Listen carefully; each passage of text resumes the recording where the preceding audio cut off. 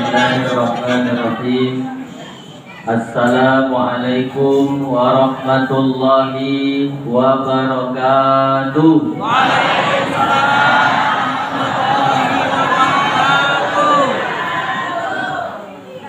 Anak raja pagi menyelam, berjumpa katak. Kalau mendengar bapak ibu menjawab salam, nampaknya semua sudah dapat nasi kotak.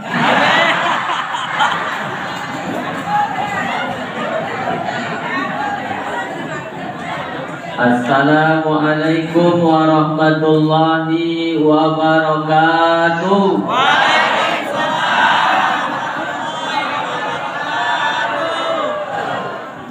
Yang jawab salam mudah-mudahan rezekinya makin dilapangkan oleh Allah Subhanahu wa Ta'ala. Yang sakit-sakit mudah-mudahan Allah sembuhkan dari sakitnya. Amin.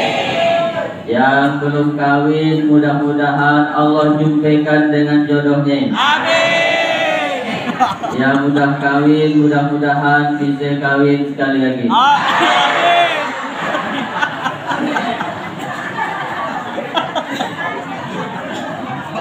Bapak-bapak, ibu-ibu, apa kabar semuanya sehat? Kita ucapkan Alhamdulillahi Rabbil Alamin. Alhamdulillahi wahdah, sadaqa wa'dah, wa nasara abdah, wa azza jundah, wa hazamal ahzab wahdah. Allahumma salli wa sallim wa barik ala sayyidina wa maulana Muhammad ibni Abdillah wa ala alihi wa sahbihi wa man tabi'ahu bi ihsanin ila yaumil qiyamah, amma ba'du. Saya bagusnya ceramah duduk atau diri?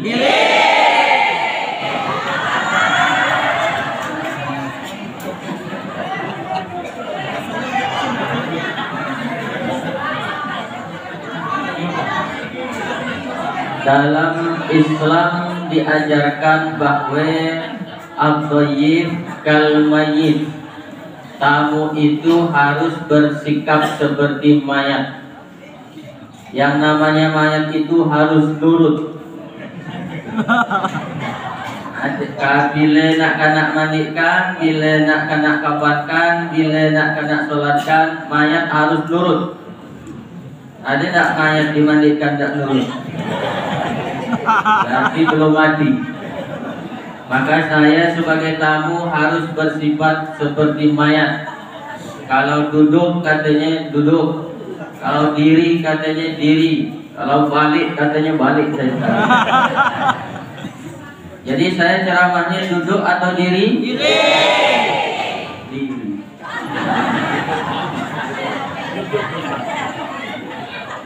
Tapi di dalam ajaran Islam juga diajarkan bahwa orang yang terhormat bukanlah orang yang dihormati.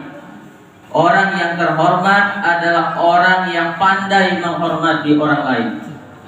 Maka saya sangat menghormati orang yang sudah menyiapkan kursi. Jadi harus saya duduki.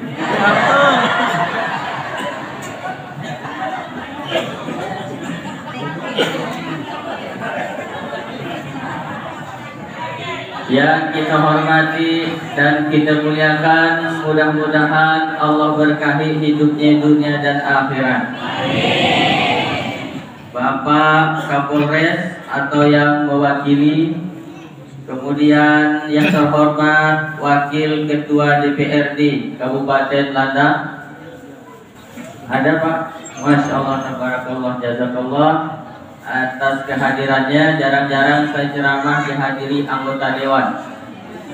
Biasanya di kampung-kampung baru jadi Pak Dusun sudah lawang. Belagak ekrewak. Kemudian yang kita hormati Kepala Kantor Kementerian Agama Kabupaten Landa, kemudian Bapak Kajari Kabupaten Landa, alhamdulillah hadir. Yang suka buat masalah nanti berhadapan dengan beliau. Kemudian Bapak Camat Kecamatan Ngawang atau yang mewakili, alhamdulillah juga hadir. Ketua IPI Kabupaten Ladang. Kemudian yang terhormat Ketua MUI Kabupaten Ladang belum datang, nanti mudah-mudahan datang. Kemudian yang terhormat Ketua BHBI Kabupaten Ladang, yang terhormat Ketua Basnas Kabupaten Ladang, yang terhormat Ketua POM Kabupaten Ladang, yang terhormat Pak Kades Hilir Kantor. Ada beliau? Atau yang mewakili? Tidak apa-apa, saya ceramah di mana-mana atau yang mewakili udah biasa. Sampai-sampai anak kecil di masjid ramai. Bapaknya sehat. Diwakili. Saya udah tanya, ayahmu kemana? Tidak ada sholat di masjid. Kami atau yang mewakili. Sholat puluh dah pakai wakil kan. Nanti di akhirat yang masuk surga wakilnya. Kemudian Ketua Takmir Masjid se-Kecamatan Ngabang.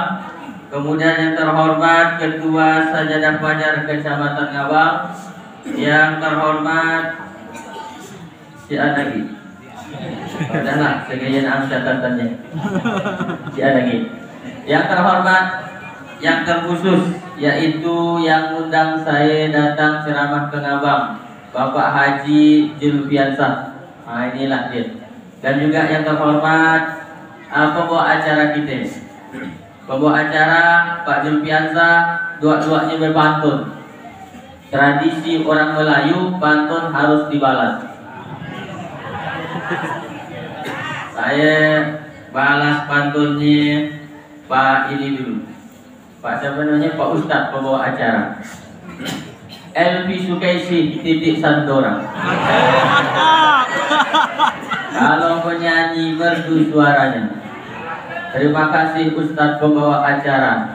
Mukanya lebih ganteng dari ayah saya. Cakep. Sedikit lagi. Anak raja membeli katun. Katun dibeli di toko triplek. Memang pandai pembawa acara Ustadz berpantun, tapi sayang masih melihat teks.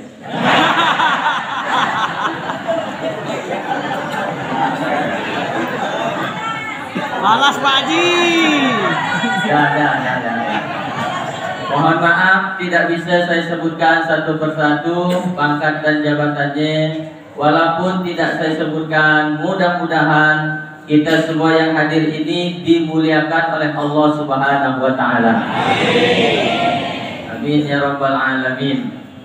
Saya mulai ceramah itu tahun, sebentar loh saya tanya, kalau saya bahasa Sambas ngerti kan?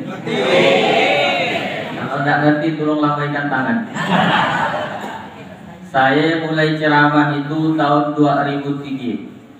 Sekarang 2022, berarti udah 19 tahun saya ceramah. Dan selama 19 tahun saya ceramah keluar masuk kampung, baru di Ngabang inilah datang dihamburit beras kuning.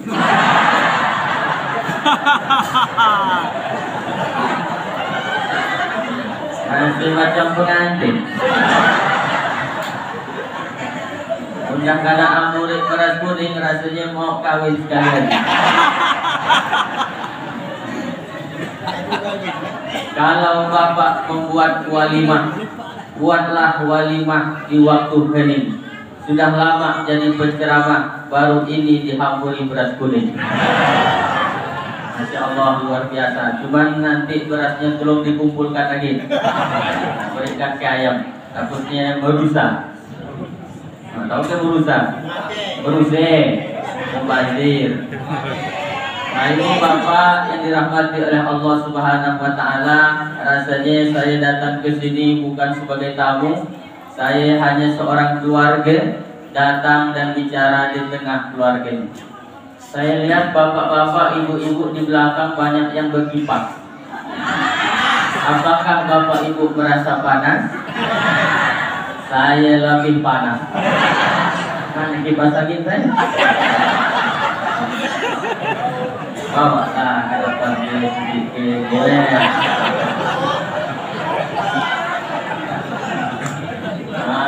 Ini lakukan. Karena ceramah ini perlu tenaga, ya. Ibu bapak, di mana-mana saya ceramah harus membuat MOU. Apa MOU itu Pak Ustadz? Memorandum of Understanding between me and you. Saya walaupun Ustadz lancar bahasa Inggris saya. Let's thank Allah who has given us mercy and blessing until we can to meet together in this evening in this place. Salawat and salam to our Prophet Muhammad, peace be with him. Sallallahu alaihi wasallam was brought us from the darkness to the light. Oh, tenang kau.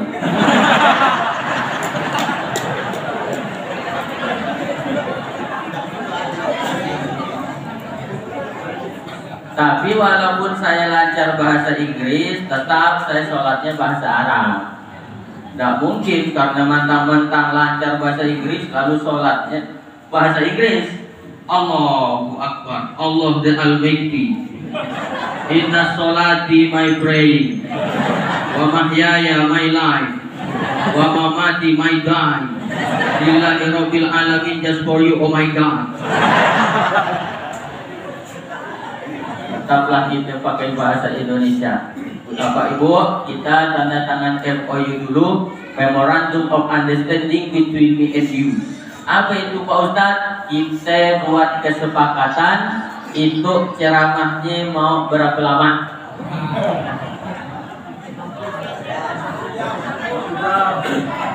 Saya ceramah di mana-mana ya 1 jam, sesuai dengan air minum yang diberikan. 600 ml 60 menit. Tapi itu saya lihat 330 ml.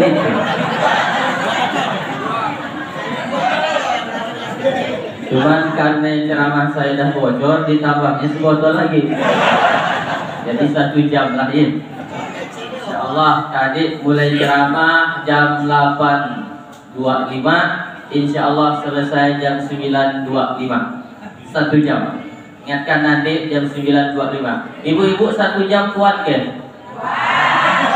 Bapak-bapak 1 jam kuat? Lawan ibu. Insyaallah ceramah. Bukan yang lain-lain, susah mutaknya. Insyaallah 1 jam.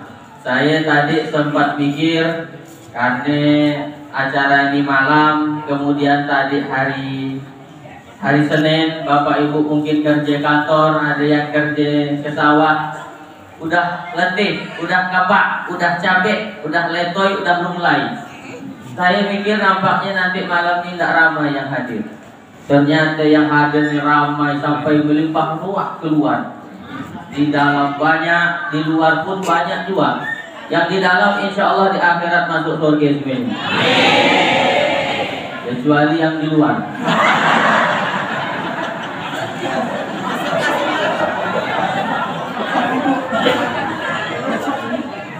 Yang di luar itu bukan tidak mau masuk, karena masjidnya udah tak muat. Yang di luar insya Allah di akhirat nyampe juga ke surga. Tapi di teres surga lah. Insya Allah kita semua ini nanti di akhirat masuk surga. Dan tentunya nanti kalau bapak ibu sudah masuk surga semuanya, kemudian bapak-bapak udah masuk surga, Pak Julbiasa udah masuk surga, Ustadz udah masuk surga, ternyata di dalam surga tidak ada yang melihat saya. Maka tolonglah cari saya di ruang VIP. Saya kan Ustadz. Ibu bapak yang dirahmati oleh Allah Subhanahu wa taala, judul acara kita malam hari ini adalah halal bihalal. Di bawahnya itu, dengan halal bihalal kita perkokoh persatuan dan kita tingkatkan kepedulian sosial. Dari judulnya nampaknya yang bikin judul ini tukang.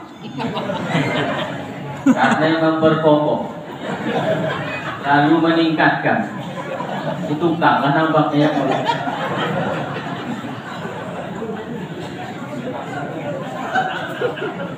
Pak Haji lama ketawanya Pak. Gak porsi ya isinya lagi. Baiklah, kita bahas dulu halal bihalal. Di sebagian masjid halal bihalal ini tidak mau. Ada orang mengatakan halal bihalal itu bid'ah, tidak ada Nabi ngerjakannya.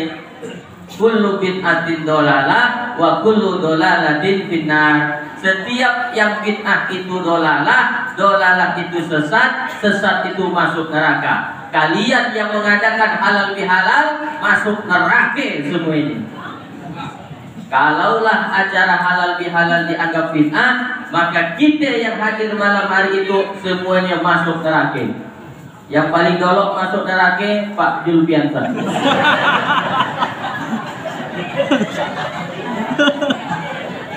Disusul oleh pembawa acara. Masuk neraka angus gosong. Yang paling panas nerakanya yang ceramah. Nah, belah kata saya orang katakan halal bihalal itu bid'ah, sesat, masuk neraka. Itu tidak pernah dicontohkan oleh Nabi, tidak pernah dikerjakan oleh Nabi. Betul. Kita ini jangan terjebak oleh casing, jangan terjebak oleh bungkusan. Halal bihalal tidak boleh, tapi kajian ceramah tentang silaturahmi boleh. Maulid Nabi tidak boleh, peringatan Maulid Nabi, tapi kajian tentang sejarah lahirnya Nabi boleh. PPD ini sama. Apa itu Pak? Masya Allah, Pak Kiai tafadhol Pak Kiai. Ini Pak Kiai kemarin saya jumpa di Mubu. Masya Allah. Mana Pak Kiai? Sini Pak Kiai, baru mulai ceramahnya Pak Kiai. Masya Allah. At-Tayyib kal mayit Kiai. Kamu adalah mayat. Jadi kita ikut panitia ya Pak. Iya. Mohon maaf. Iya, baru mulai kan ceramahnya ya? Baru mulai. Tapi yang jam 1 ini udah jam 12 itu Pak.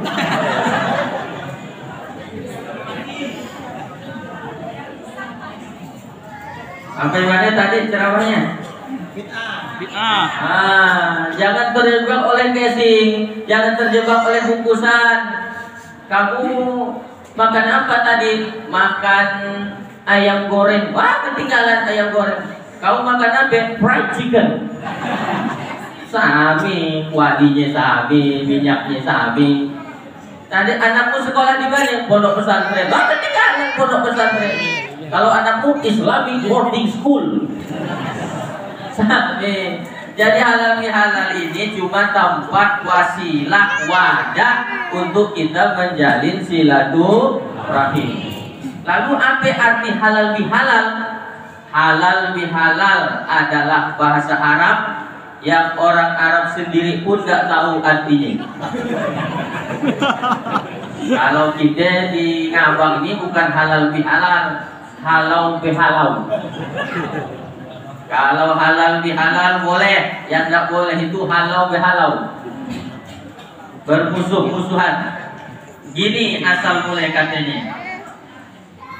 Berdirilah seorang bapak di depan pintu Masjid Nabawi, pintu 16. Lalu saya tanya bapaknya, Pak, kenapa berdiri di situ? Nunggu istri saya, Pak Ustadz. Lama inyan dia berdoa di Taman Raudhah agak. Dah, balik aja ke hotel. Nanti kita tunggu di hotel. Oh iyalah, balik ke hotel. Udah 1 jam nunggu, barulah nampak istrinya bawa sekantong plastik kresek besar. Rupanya belanja. Ternyata ibu-ibu tak di Indonesia, tak di Makkah. Memang dah suka belanja. Dari mana kau dek? Dari belanja bang. Mana belanjaannya? Tuh yo. Oh yo. Sekantong plastik kresek besar. Apa dia isinya? Ceret kuning, calak, jilbab. Bisa kau bahasa Arab? Nggak bisa. Bisa nawar? Bisa.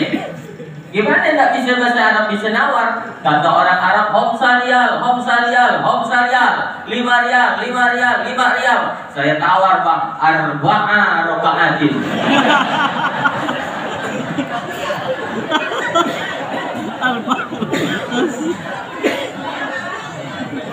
Arba'a raka'atin, 4 rial. Bahasa Arab ini sebenarnya gampang Bapak Ibu. Jadi Bapak Ibu jangan sampai beralasan saya tidak mau pergi haji umroh, nanti tersesat, nggak bisa balik ke hotel. Pakai aja surah Al-Fatihah yang biasa kita pakai sholat. Ketika nanti tersesat, orang Arab petugas haji, petugas umroh nanti akan nanya, Ismi, mana turis, what do you want, what can I do for you? Kita tinggal jawab, ihdinas sirata hotel. Tunjukkan saya jalan ke hotel. Limada? Why? Wa ana minadhalin. Saya termasuk orang yang tersesat. Kalau ditanyanya lantai berapa? Kau lantai berapa? Lantai 3. Salah raka'atin. Kalau lantai 4, arba'a raka'atin. Kalau lantai 7, itu agak payah. Al-Maghrib wal Isya. Gampang kan bahasa Arab. Tidak usah terlalu dikhawatirkan bahasa Arab, dipaksa-paksakan aja, insya Allah bisa. Oh, bisa kau tawar 4 rial, bisa bang, arba'a raka'atin. Lalu ku ambil jilbabnya, ku berikan duitnya. Apa kata orang Arab? Halal haji? Halal? Halal. Ambil jilbabnya, ku berikan duitnya. Halal? Halal. Apa artinya? Setelah jilbab ku ambil, duit ku berikan, halal, berarti setelah ini tidak ada lagi sangkut paut di antara kita. Inilah agaknya yang diinginkan oleh panitia. Setelah acara halal bihalal ini, kita tidak ada lagi sangkut pautnya, tidak ada iri dengki, tidak ada dendam kesumat, tidak ada permusuhan, tidak ada lagi berkelahi. Insya Allah setelah acara halal bihalal ini, balik ke rumah masing-masing, semua hatinya dalam keadaan bersih insya Allah. Itu maksudnya halal bihalal. Kau nolok utung peleng, sekarang tolong halalkan. Sekarang kan minta maaf ini gampang. Kalau Nabi minta maaf, Pak Ustadz, Nabi pernah ke minta maaf? Pernah. Nabi itu pernah minta maaf. Padahal beliau adalah Nabi manusia yang tidak pernah punya dosa. Kalau yang di depan saya itu ada ke dosanya? Banyak. Banyak atau banyak minyak? Banyak minyak atau luar biasa banyaknya? Rasulullah itu tidak pernah punya dosa, tapi beliau pidato pada hari Rabu 5 hari sebelum meninggal. Rasulullah berpidato. Nabi meninggal hari Senin, Rabu, Kamis, Jumat, Sabtu, Ahad, Senin. Nabi meninggal hari Senin. Apa kata Nabi? Nabi pidato 3 hal. Yang pertama kata Nabi, man kuntu jalatu lahu zahran. Siapa yang pernah kucambuk pundaknya ketika aku mencambuk kuda, ada dia di balik kuda, dia tidak membalas karena segan aku Nabi. Haza zohri, nih pundak Muhammad, balas hari ini sekarang. Mendengar Nabi minta dibalas pakai cambuk, sahabat semuanya nunduk. Sahabat kalau nunduk tuh berarti dia sedih. Kawan kita nunduk ngantuk. Makanya saya lihat-lihat dari tadi, siapa yang agak-agak udah ngantuk-ngantuk, yang udah duduk-duduk, yang udah hampir nyium lantai. Tapi kita di Ngabang nih, alhamdulillah umat Islam orang Indonesia gampang sekali tidur. Di Amerika Orang baru bisa tidur kalau naik ke dataran tinggi, kalau pergi ke tepian pantai baru bisa tidur. Di Indonesia, apalagi di Ngabang, alhamdulillah gampangnya tidur. Ini terutama bapak-bapak datang ya sholat Jumat. Tidur. Baru melihat muka khotib udah muak. Belum naik khotib ke mimbar udah muak melihat muka ustaz. Inilah nikmatnya. Makanya malam hari ini jaga-jaga mulutnya jangan sampai muak. Saya ceramah nanti kalau saya lihat ada 2 orang muak langsung saya tutup. Kenapa ditutup Pak Ustaz? Orang sudah ngantuk. Percuma lama-lama kita ceramah. Kita di atas api-api, jadi bawah biarin air.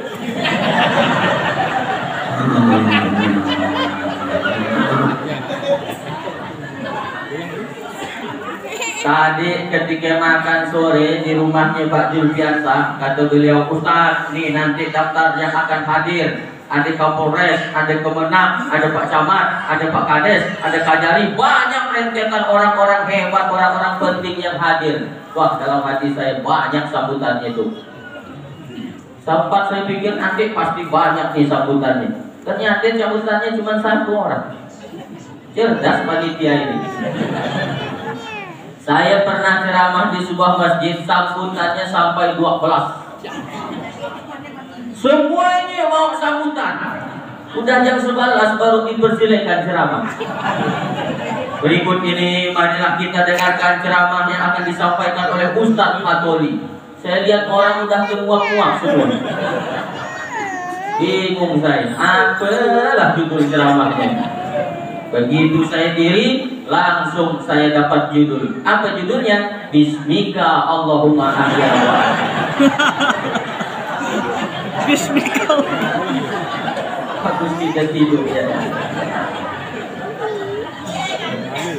Tapi saya ceramah bebas, yang lapar silakan makan, yang haus silakan minum, yang ngantuk silakan tidur. Tidurlah, tidur. Pelan-pelan saya balik. Masya Allah, inilah kata Nabi, man kuntu jalatu lahu zahran, siapa yang pernah kucambuk, hadza zahri. Nih, pundak Muhammad, walias lagi minhum, balas sekarang. Sahabat nunduk, tidak ada yang mau mencambuk Nabi. Siapa yang berani mencambuk Rasulullah? Begitu sebenarnya minta maaf. Dulu kau kucambuk, sekarang saya minta maaf, cambuklah saya. Itu sebenarnya minta maaf. Sekarang kita minta maaf kan gampang. Saya minta maaf ya, iya. Saya juga ya, iya. Apalagi sekarang zaman HP, minta maaf cuma pakai WA. Mau main ke rumahnya udah malas lah udah. Saya malam takbiran banyak yang masuk ke HP saya orang minta maaf. Tapi begitu saya buka, ternyata isinya cuma puisi. Ketika kaki tak mampu lagi melangkah, ketika tangan tak bisa lagi berjabat, ketika mulut tak bisa lagi berucap, saya balas, kau setruk ke?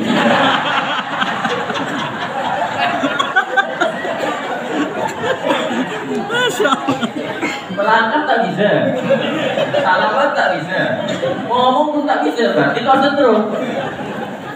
Masya Allah, inilah kita bersyukur kepada Allah bisa kumpul malam hari ini difasilitasi oleh Masjid Babul Hasanah oleh Pak Julfiansah dan kawan-kawan. Tadinya waktu Idul Fitri mungkin kita tidak ketemu, main ke rumahnya, dia balik kampung. Giliran dia main ke rumah kita, kita pula tak ada di rumah. Malam hari ini kumpullah kita semua, dan yang paling kita syukuri sekarang kumpul ngadakan acara tabligh akbar, silaturahim, acara kawinan sudah diizinkan oleh Pak Polisi. Alhamdulillah. Makasih Pak Polisi. 2 tahun yang lalu masih ingat ketika 2 Maret 2020 diumumkan Covid, habis di lockdown semuanya. Kawinan nggak boleh, acara tabligh akbar nggak boleh, sholat berjamaah di masjid pun nggak boleh, semuanya Covid. Yang paling terasa saya sebagai ustaz Kenapa Pak Ustadz? 40 jadwal ceramah habis kena batalkan semua. Yang paling sakit hati saya harus mengembalikan duit panjar.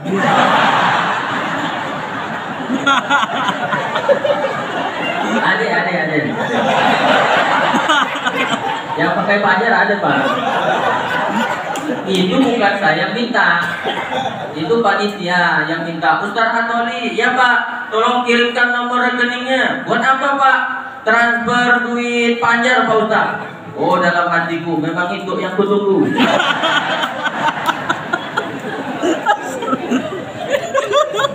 Kirim. Begitu diumumkan COVID, di WA-nya saya, mohon maaf Pak Ustadz, acara kita batalkan karena kondisi COVID Pak Ustadz. Oh ya, tidak apa-apa Pak, tapi mohon maaf Pak Ustadz, tolong duit panjar pulangkan. Bukan saya minta. Di sini tidak ada panjar ya. Tidak apa-apa. Tapi nanti pulangnya tolong dipikirkan. Wow, ya Pak. Kali ini kan sudah malam nih. Nah, Ibu Bapak yang dirahmati oleh Allah Subhanahu wa Ta'ala, ketika COVID itu terasa betul. 1 tahun saya tidak pernah ceramah tabligh akbar, tidak pernah. Hampir lupa saya gimana ceramah-ceramah. Saya pernah seminggu kena COVID di rumah, kena COVID, demam. Demam, batuk, pilek di rumah. Lalu saya pun berkeyakinan bahwa saya kena COVID. Ya Allah, COVID, saya di COVID, ya Allah mati, saya ya Allah mati. Tapi tidak saya periksa ke dokter karena takut di COVID kan. Karena saya khawatir saya mati, saya langsung buat surat wasiat. Nah ini sunnah. Kalau ada tanda-tanda kita tahu akan mati, dianjurkan membuat wasiat. Maka saya pun membuat wasiat ke istri saya. Wahai adindaku. Iya. Ya, itu nanti. Wahai adindaku, kalau esok lusa aku mati, silakan kau kawin lagi. Dengan syarat cari yang lebih soleh dari aku. Rupanya dia buat surat wasiat juga. Wahai abang daku, kalau esok lusa aku mati, awas kau kawin lagi. Nak mati pun masih ngancam. Ibu bapak yang dirahmati oleh Allah Subhanahu wa Ta'ala, inilah yang harus kita syukuri. Makanya Ustaz Hatoli datang ceramah jauh-jauh, jangan minta macam-macam. Orang mau dengarkan ceramah sudah alhamdulillah. Zaman gila dan sekarang ini ada Facebook, ada YouTube, ada WhatsApp, banyak yang mau kita tonton. Tapi jamaah masih mau mendengarkan ceramah, alhamdulillah. Inilah nanti di akhirat yang akan masuk surga Firdaus insyaallah. Jangan amin aja sholat Bu. Yang kedua Nabi ngomong, tadi kan yang pertama zahir, balas pundak saya kata Nabi. Yang kedua Nabi ngomong lagi, man kuntu syatamtu lahu irdon, siapa yang pernah sakit hati karena ucapan omonganku, hadza irdi, di harga diri Muhammad, balas sekarang juga. Sahabat tetap duduk. Yang pertama zahir, fisik badan, yang kedua batin. Ini menunjukkan kita punya dua kesalahan, kesalahan zahir dan kesalahan batin. Dari sinilah muncul istilah mohon maaf zahir dan batin. Yang betul itu zahir dan batin, bukan lahir dan batin. Tapi kami dapat WA dari Pak Junpiansah ini mohon maaf lahir dan batin Pak Ustaz. Karena udah dari dorok salah, lanjutkan aja lah. Udah jadi bahasa Indonesia, jadi nggak usah berkelahi. Ini salah nih, ini salah nih. Udah jadi bahasa Indonesia. Bahasa Arabnya zahir, bahasa Indonesianya lahir. Bahasa Arabnya silaturahim, bahasa Indonesianya silaturahmi. Enggak, itu nggak usah kelahi. Apalagi di masjid berkelahi. Banyak orang di masjidnya ada berkelahi gara-gara usolli. Di masjid masih ada orang berkelahi gara-gara usolli. Ini gara-gara ada anak muda baru belajar agama. Belajar agamanya pun lewat YouTube. Tidak pernah baca kitab, tidak pernah masuk pesantren, baru belajar agama lewat YouTube. Udah nyalahkan ustadz yang di masjid, udah nyalahkan ketua DKM di masjid. Pak DKM, ya Pak DKM sholatnya pakai usolli, pakai bid'ah sesat masuk neraka Pak ketua DKM. Kenapa saya udah nonton di YouTube, di Facebook, kata ustadz dalam sholat tidak ada usolli, kita kalian yang pakai usolli masuk neraka karena bid'ah. Yang digitukan Pak ketua DKM makin panas hatinya. Aku tetap pakai usolli. Dipanas-panasinnya gitu, usolli ribi pasang makmuman. Dia tidak pakai usolli, aku tidak pakai usolli. Karena kalau orang di masjid ini berkelahi, nanti didengar oleh orang yang tak sholat, diketawakan kita Pak. Ini terjadi di kampung saya soalnya.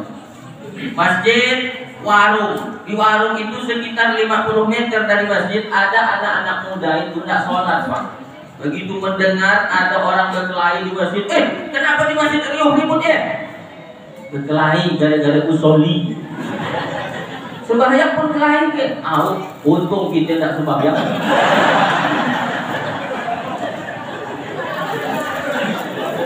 Untung pula katanya. Nah, makanya tidak usah kelahi. Jadi dijelaskan bahwa kau mau pakai usolli silakan, yang tidak pakai usolli silakan. Usolli bukan rukun dalam sholat. An-niyah fi qalbi, yang penting niat dalam hati. Asal niat udah kuat dalam hati, tidak pakai usolli tidak apa-apa. Jadi yang berkelahi jangankan usolli, nyanyi dolok sebelum takbir masih boleh. Karena dia masih di luar sholat. Misalkan bapak mau sholat nyanyi dolok, sampai hatimu begitu tega di depan mataku, kau jual cinta begitu hina, begitu rendahnya dirimu rela ditukar rupiah. Betapa lemah imanmu, tak mampu menahan nafsu, tak sudi lagi ku melihatmu, sampai hatimu begitu tega. Udah selesai nyanyi baru dia takbir Allah Akbar. Secara fikih masih sah karena masih di luar sholat. Cuman pertanyaannya itu orang ada ke si anutaknya. Sembahyang nyanyi dong. Nah inilah jangan berkelahi kita nih gara-gara usolli. Makanya kita ini di masjid harus tetap di masjid ini simbol persatuan. Sholat menghadap ke arah yang sama. Dari manapun orang datang ngadapnya ke barat, gerakannya pun sama. Kemudian membaca bacaan yang sama, nabinya sama, menyembah Allah Tuhan yang sama. Inilah simbol kebersamaan kita. Jadi jangan berkelahi di masjid. Nah, itu yang kedua kata Nabi, siapa yang pernah sakit hati karena omonganku, balaslah hari ini. Yang ketiga Nabi ngomong, man kuntu akhastu lahu malan, siapa yang pernah kupinjam duitnya, hadza mali, nih harta Muhammad, ambillah sekarang. Berdiri seorang sahabat namanya Fadl bin Abdullah. Siapa namanya Pak? Kok nampaknya udah banyak yang bermatian. Fadl bin Abdullah. Saya ceramah ini tergantung 3 hal. Pertama, faktor jamaah. Kalau jamaahnya semangat, saya pun tetap semangat. Siapa namanya Pak? Fadl bin Abdullah. Semangat saya. Tapi kalau kata dia siapa namanya Pak? Fadl bin Abdullah. Macam besok rusak kau mati. Yang kedua, saya semangat ceramah kalau mikrofonnya mantap. Itu bagus kita tuh. Saya tanya, ibu-ibu jelas tak suara saya? Jelas. Bapak-bapak jelas? Jelas. Ibu yakin jelas? Nah, karena ibu jelas katanya, saya mau tanya, boleh? Saya mau tes nih, apakah ibu setuju poligami? Apakah bapak setuju poligami?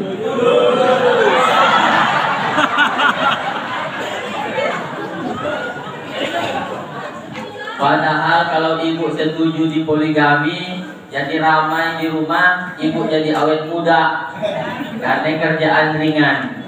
Ada yang ngasuh, ada yang ke pasar, ada yang masak, ada yang nyapu, berempat kan ringan. Daripada seorang cepat tuh. Tapi ibu tidak usah khawatir, malam hari itu kita tidak bahas tentang poligami. Karena poligami tidak untuk dibahas, tapi untuk diamalkan.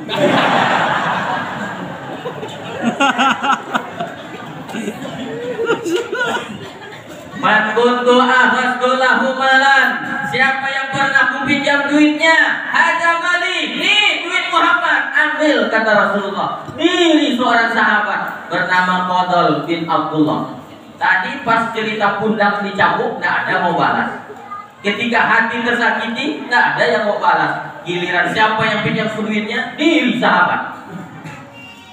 Apa artinya? Kata Fadl bin Abdullah, ya Rasulullah, innaka ilayya salasa darahim. Wahai Rasulullah, kau punya hutang kepadaku 3 dirham, bayar. Wahai Rasulullah. Apa artinya? Pundak tersakiti, ditempeleng, ditampar, ditinju orang bisa dimaafkan. Hati tersakiti, difitnah, dicaci maki bisa dimaafkan. Tapi kalau udah cerita duit, bayar. Bagaimanapun orang hidup ini perlu duit. Jangankan orang yang masih hidup, orang yang sudah mati pun perlu duit. Kok duit? Nampak betul mata duitan. Doa, Bu. Ya Allah, Ibu. Dari muka-mukanya macam tidak dikasih duit oleh suaminya. Kasih duit Pak ya. Itu tanggung jawab suami memberikan nafkah kepada istrinya. Surah An-Nisa ayat 34, Ar-rijalu qawwamuna 'alan nisa. Laki-laki adalah pemimpin bagi perempuan. Dia menafkahkan hartanya kepada keluarga, anak dan istrinya. Jadi ibu tidak usah takut, tidak usah khawatir, tidak usah sungkan, tidak usah segan minta duit sama suami. Karena itu adalah hak ibu. Ibu, jangan segan, jangan sungkan minta duit sama suami. Tapi ibu-ibu di sini saya lihat mukanya ini muka istri tidak pernah minta duit. Karena ini muka-muka istri pandai nyari duit. Dimanapun suami nyimpan duit, tahu dia nyari.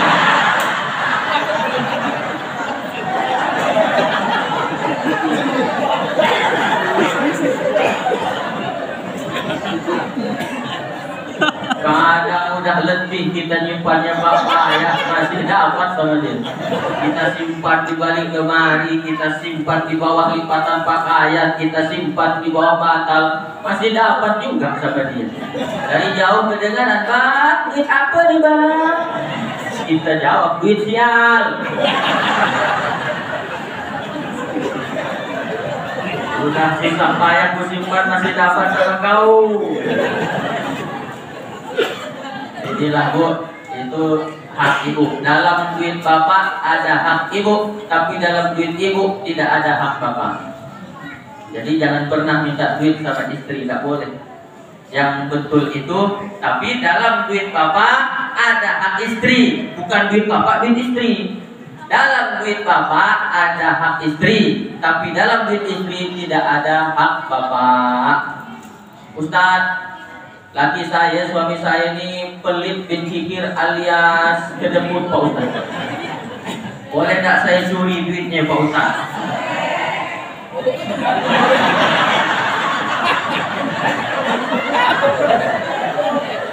Boleh tak Bu?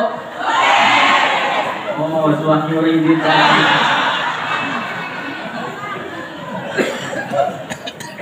Jangan asal boleh-boleh aja Bu. Kita lihat dulu hadisnya. Ada seorang sahabat Nabi perempuan namanya Hindun. Siapa namanya Bu? Hindun. Suatu hari datanglah Hindun menghadap Rasulullah. Ketika itu Rasulullah lagi duduk di Bukit Sofa. Bukit Sofa. Lalu kata Hindun, wahai Rasulullah, ya, bolehkah ku curi duit suamiku Abu Sofyan? Kenapa mau kau curi? Dia pelit bin kikir alias kedekut bin pantat kuali. Dia tidak mau tahu urusan dapur. Dia tidak mau tahu tentang nafkah. Dia cuma mau tahunya di dapur sudah ada makanan, tinggal makan. Tapi tidak ngasih duit belanja. Boleh tidak ku curi duitnya wahai Rasulullah? Kata Nabi, "Khudhi amwali bil ma'ruf." Ambillah, curilah hartanya sekedarnya saja. Boleh tak Bu? Boleh, tapi sekedarnya saja. Kalau mau beli ikan busuk, tahu ikan busuk? Ikan asin 1 on ikan asin ikan biawak itu 9.000. Kalau mau beli ikan asin 9.000, ambillah duitnya 9.000 di dompet, jangan 900.000. Tetap hukumnya mencuri, haram mencuri duit suami. Kalau buka HP suami Pak Ustadz, haram juga. Ada yang nanya tuh, Pak Ustadz, boleh tak Ustadz saya curi duit suami saya? Haram.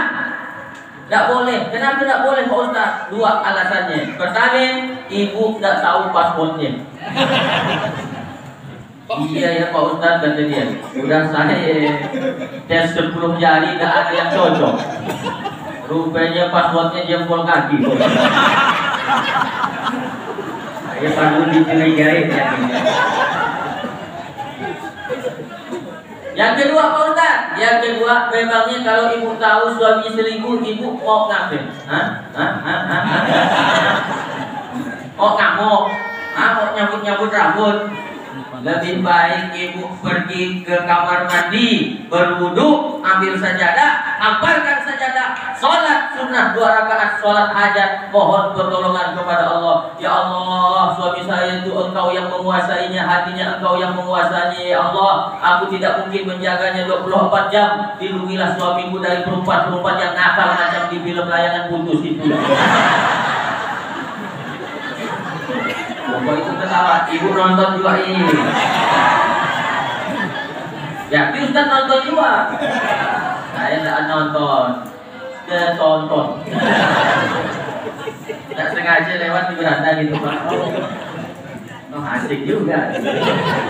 Langsung saya keep astagfirullahaladzim. Astagfirullah Rabbal baraya. Astagfirullah minal khotoya. Astagfirullah Rabbal baraya. Astagfirullah minal khotoya. Saya rasanya haus, boleh saya minum sebentar? Jangan kemana-mana, saya akan kembali setelah lewat yang satu ini.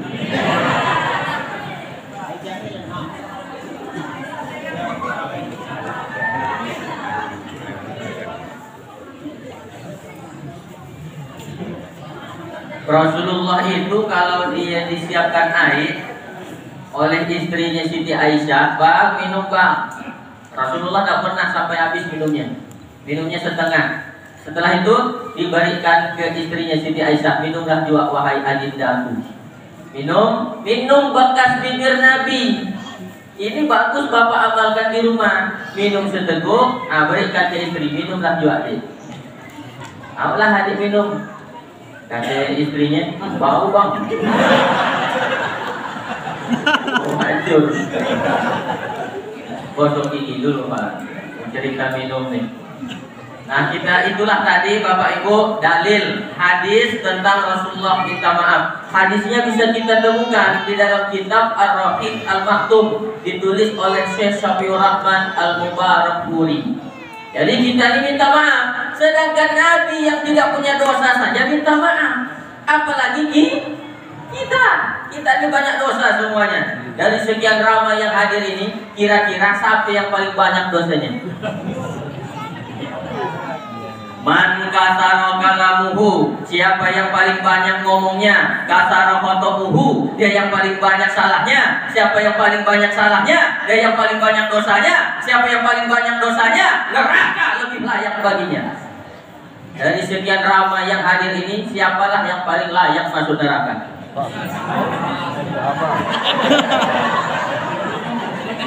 Kalau ini tidak datang guys. Namanya ceramah sejati makan tuan. Kenapa? Saya sadar dosa saya banyak. Nah, karena dosa saya banyak, kata Rasulullah, orang yang hadir di majelis ilmu itu dosa-dosanya digugurkan oleh Allah Subhanahu wa taala. Makanya saya datang ke sini. Saya ingin dosa-dosa saya digugurkan oleh Allah Subhanahu wa taala. Ibu-ibu ada dosa? Banyak? Sama siapa ibu buat dosa biasanya?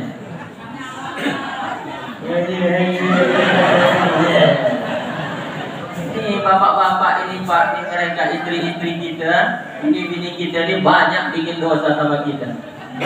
Apa itu Pak Ustadz? Nih ibu-ibu dengarkan. Meninggikan suara, ngomong di depan lagi bedose. Kedengaran Bu? Sana pura-pura pekak Bu.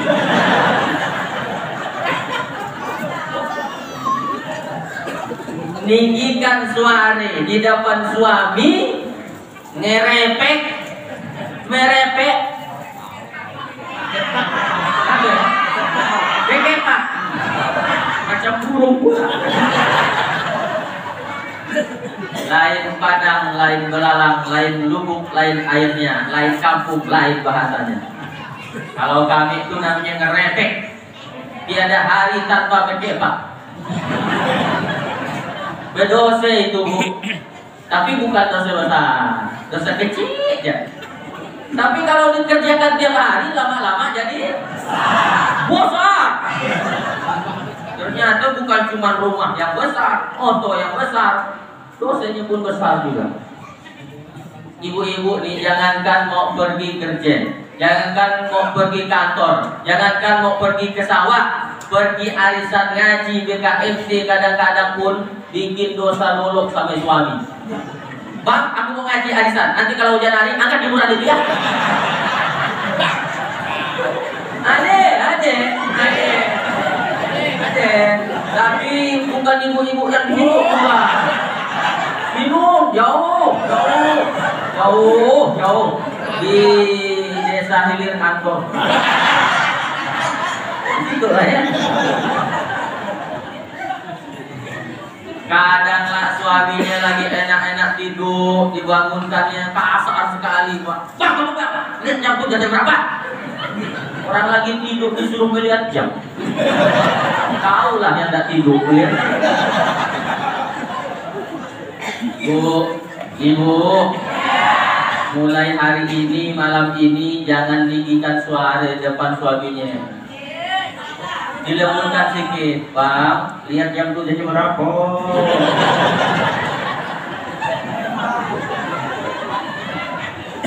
Kan agak lembut itu kan? Ini ibu punya dosa sama suami, tapi karena hadir ke majelis ilmu ini, dosa-dosanya juga digugurkan oleh Allah Subhanahu wa taala. Bapak-bapak ada dosa enggak sama istrinya? Kenapa ibu yang jawab? Pak, belum dijawab Pak. Bapak punya dosa enggak sama istrinya? Punya ke banyak? Banyak. Apa dosa bapak sama istri? Suka nak pula dengan istri. Yang suka nak pula dengan istri itu yang biasanya yang kerja di kantor desa. Tapi bukan desa hilir-hilir kantor, bukan. Sinun jauh. Adalah sekitar 3 meter dari sini.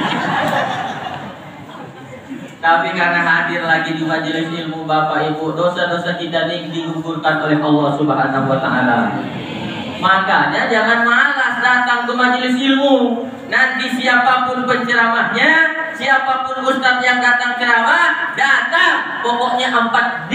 Datang, duduk, diam, dengarkan. Datang, duduk, diam, dengarkan. Ngantuk sedikit diampuni Allah Subhanahu wa taala. Itu dia Pak.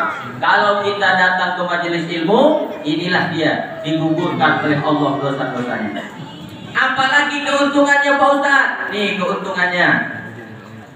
Guru saya cerita, nama guru saya itu Dr. Kiai Haji Nandi Naksabandi SHMH. Itu beliau Dirjen Bimas Islam Kementerian Agama Pusat di Jakarta. Tapi sudah almarhum 2016. Apa kata beliau? Katolik. Nanti ada orang di dalam kubur. Di dalam kubur nanti nih Bu. Bu. Ada yang udah suah masuk kubur? Bapak ada yang udah suah masuk kubur? Ada. Tukang gali kubur. Maksudnya ya ke alam barzah. Orang dah meninggal itu. Nanti ada orang di dalam kubur. Setelah dia dimakamkan, datanglah malaikat mungkar dan nakir nanya. Ketika ditanya oleh malaikat, dia tak jawab-jawab. Man rabbuka? Siapa Tuhanmu? Dia diam. Man nabiyuka? Siapa nabimu? Dia diam. Aina kiblatuka? Di mana kiblatmu? Dia diam. Sampai sakit pinggang malaikat nanya. Satu malaikat tak ada sakit pinggang. Andai kita lah yang nanya nih kan, itu sakit pinggang kita. Kau ini ditanya tak jawab-jawab. Lalu akhirnya malaikatnya mengadu kepada Allah, ya Allah, itu ada hambamu. Setelah dimakamkan ku tanya dia tak jawab-jawab. Mohon petunjukmu ya Allah. Dijawab oleh Allah, hei malaikat, coba kau periksa itu orang alamatnya di mana? Carilah alamatnya desa hilir kantor. Kecamatan Ngabang. Namanya siapa? Namanya Julpiansa.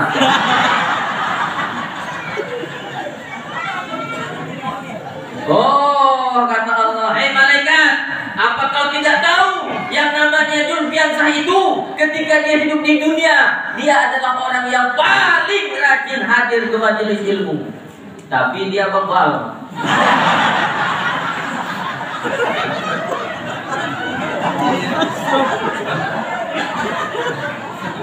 Tahu bebal kan? Itu kata guru tak bisa-bisa. Itu kata guru tak dapat-dapat. Bebal dia. Kata Allah, orang seperti itu percuma kau tanya, dia tidak akan jawab. Orang yang seperti itu yang bebal, kau kasih dia namanya mu'tabar. Mu'tabar, dispensasi bebas pertanyaan kubur. Bapak Ibu mau tidak bebas pertanyaan kubur? Balas semua.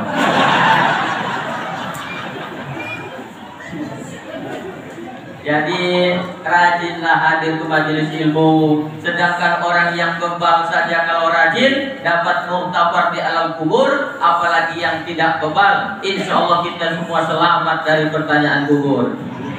Amin ya rabbal alamin. Waktunya sudah habis. Tadi mulai jam 8.25, sekarang jam 9.25. Pas 1 jam 60 menit. Dan kan? Ya, melanggar kode etik jadinya kita. Ada Pak Polisi ini ditangkapnya kita kalau dispensasi. Kalau dispensasi makin sedikit lah ya. Saya tambah sedikit lah bonus ya. Mau? Kita lanjutkan mau?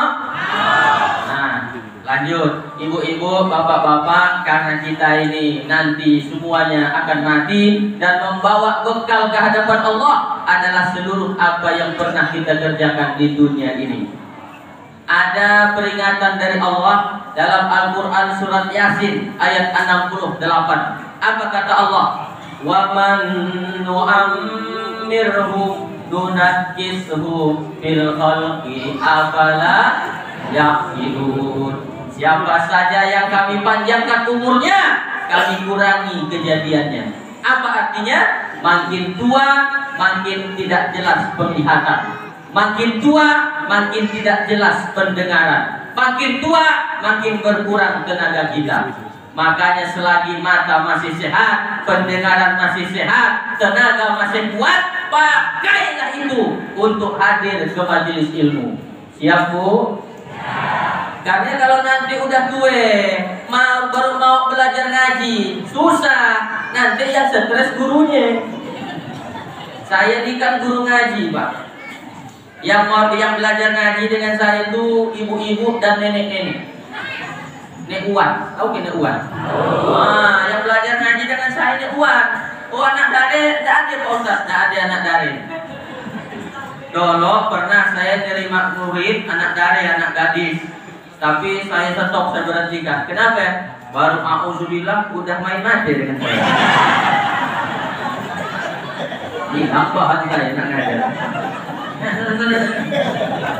Jadi akhirnya yang saya ajar tuh Nek Uwan yang udah tua, yang dah diintai-intai malaikat maut. Giginya tinggal sebutir, udah sebutir goyang. Tapi karena udah tua pendengarannya jadi kurang. Lain kita sebut, lain dia ikut. Wan, ikut saya baca Wan ya. Iya. Innahu kana tawwaba. Baca Wan. Innahu kawatembaga.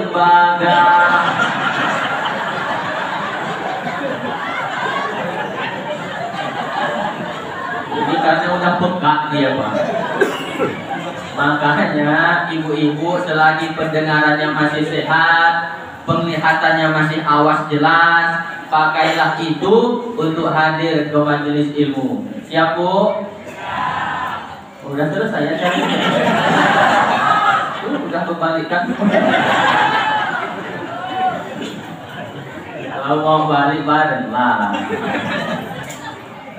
Selanjutnya, orang yang hadir di majelis ilmu itu ilmu dia dapat, ibadahnya jadi benar.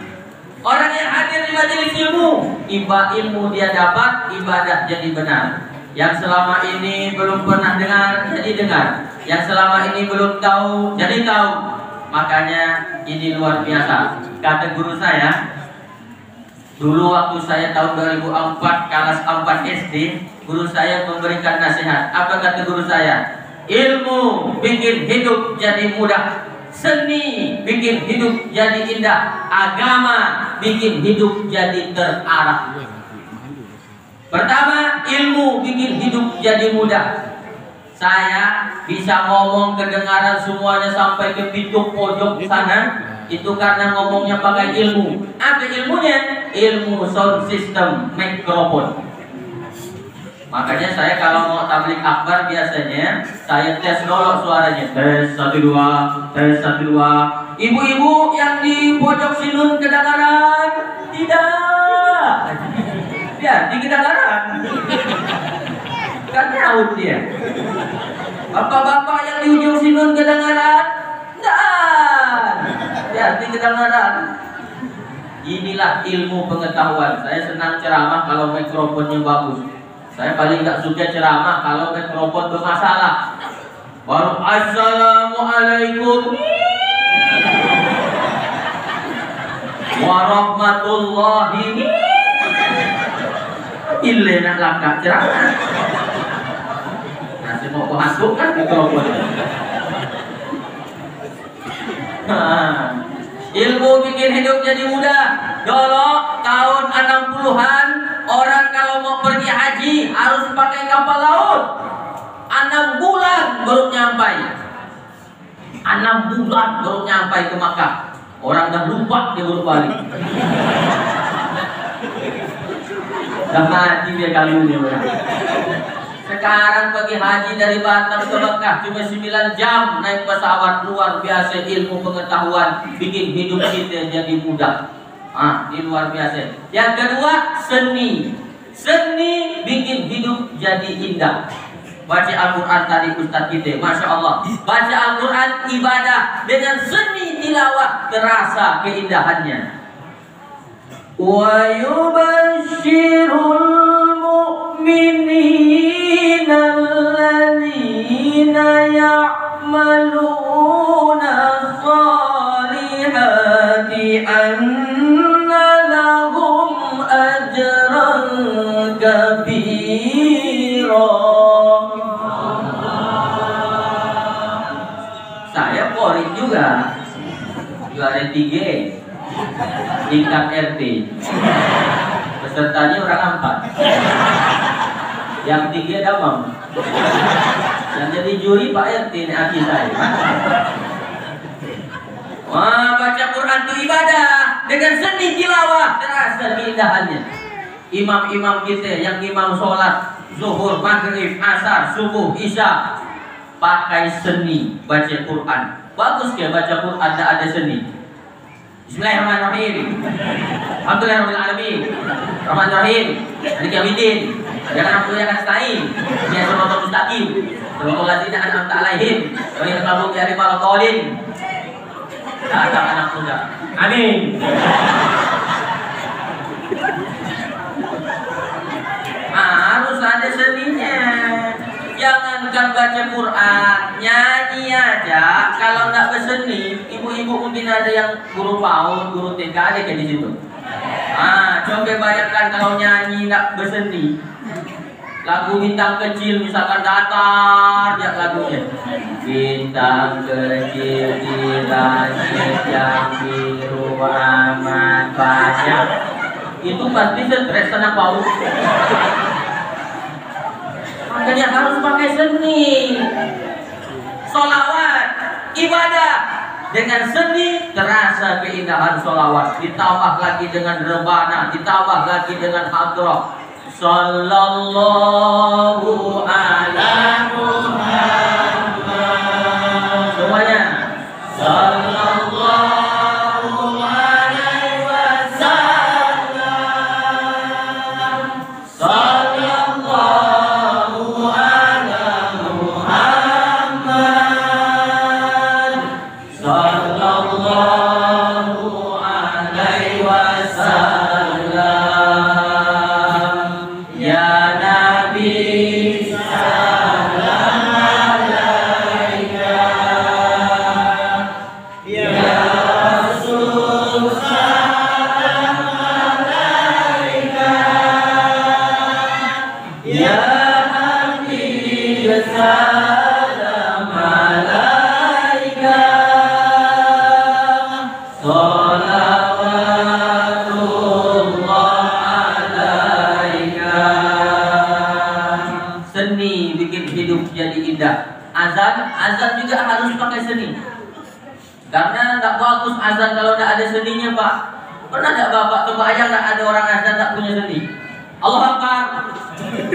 Allahu Akbar. Asyhadu an la ilaha illallah. Asyhadu an la ilaha illallah.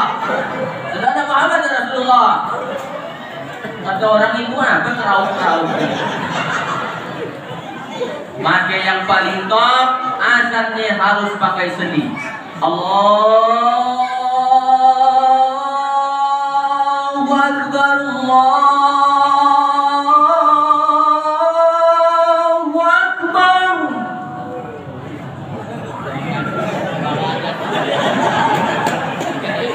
Kori. Pakai seni azan. Makanya masjid-masjid kita ini yang udah bagus ini, kalau bisa yang azan tuh anak muda, yang komat anak muda, yang imam jangan terlalu tua. Ini kasihan, kadang saya keluar masuk kampung melihat masjid yang azan neaki, yang koman neaki, yang hidupkan lampu neaki, yang gambarkan dikat neaki, yang imam neaki, yang mati minta maaf neaki. Oke. Jadi anak-anak muda di azan, tapi azan yang bagus bukan sekedar seninya. Seni mantap, tapi bacaan salah, tak juga betul. Atau betul bacaannya, tapi lagunya sumbang, tak juga betul. Jangan sampai macam di kampung saya ada preman baru tobat, Pak. Seninya mantap, luar biasa, tapi didangdutkannya, Pak. Hayya 'alas shalah, hayya 'alas shalah, hayya 'alal falah, hayya 'alal falah, Allahu akbar.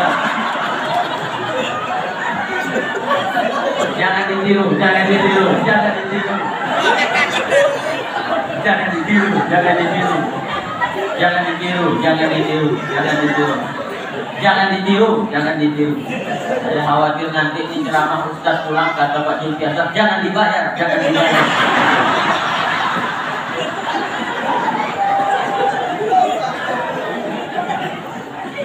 Allah ya Allah. Inilah pokoknya seni itu bikin hidup kita nih jadi indah. Nah, yang terakhir yang ketiga, agama bikin hidup kita jadi terarah. Orang kalau sudah paham dengan agama, dimanapun dia tinggal, dimanapun dia berada, pantang menimbulkan keonaran bagi lingkungannya. Tapi itu katanya dia ustaz, tapi dia kok menimbulkan kerusuhan. Berarti ada yang salah dalam pemahamannya. Kita kalau udah paham agama ini enak, Pak. Hidup bermasyarakat kita enak, walaupun kita berbeda-beda tetap enak. Tetangga kita acara kawinan, tapi dia non muslim, Pak Ustaz, datang. Datang, Ustaz Antoni diundang acara kawinan non muslim, datang. Tapi saya masuk ada 2 makanan di situ. Di situ muslim food, makanan muslim. Di sini non muslim food, makanan non muslim. Saya masuk yang muslim food, makan di situ. Kawan saya mau masuk yang non muslim food. Kata saya, sini, itu non muslim food, kita sini muslim food. Minta uangnya aja Pak Ustaz.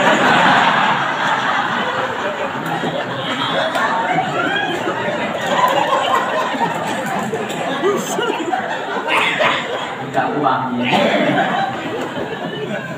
Nah, ini tetap jaga kerukunan. Nanti kita doakan ya selamat atas pernikahannya, semoga sampai ke negeri impian. Nah, kita doakan supaya tetap terjaga persatuan di antara kita.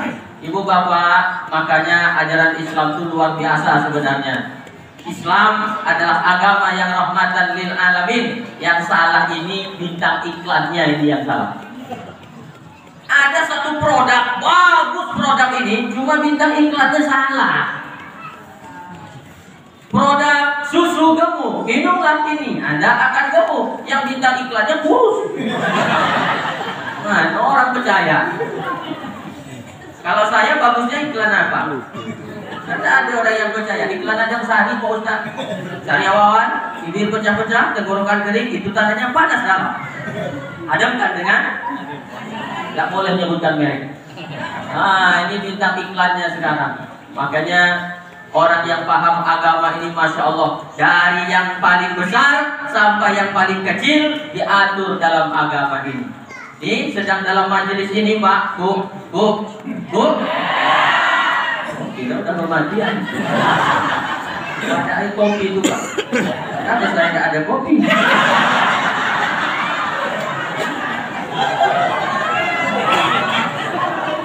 Saya di rumahnya Pak Zulfiansa udah disuruhkan kopi. Saya pun minum sedikit. Begitu saya minum sedikit, ternyata pahit kopi. Ngambilannya saya di Ngabang, desa hilir kantor nih, tak lalu pahit kopinya. Begitu saya udah duduk ceramah di atas itu, dapatlah jawabannya. Ternyata manisnya kopi udah pindah ke ibu-ibu.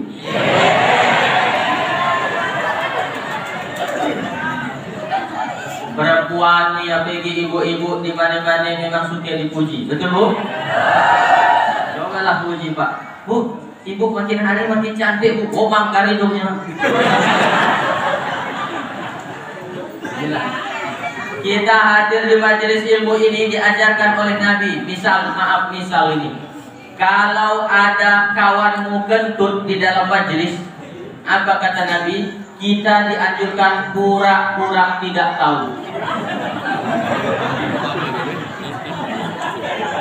Misalnya sedang lagi acara ketawa, makanya bapak ibu yang mau ketawa aja, nggak usah ditahan paham. Nanti tahan di atas keluar dari bawah. Bebaskanlah.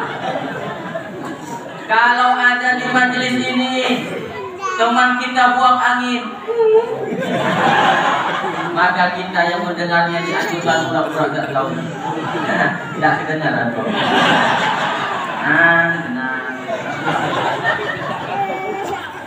Kedengarannya memang gurau, tapi ini serius sampai dibahas dalam kitab fikih. Ada dibahas dalam kitab fikih khusus babnya bab kentut.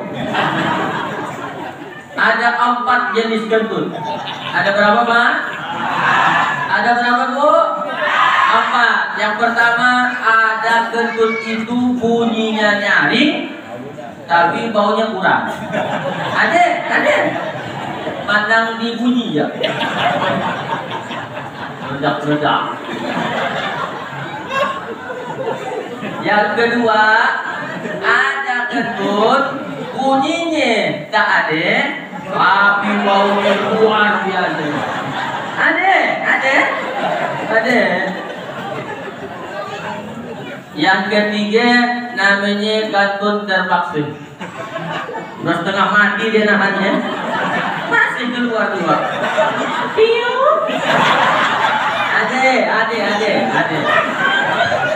Ada Pak. Tak cahaya dia. Yang keempat namanya kentut ekstrim. Bunyinya nyaring, baunya luar biasa. Ini na'udzubillah. Sebenarnya kentutnya tak terlalu bau. Ini wampas yang ikut. Bahasa Perancisnya mencret.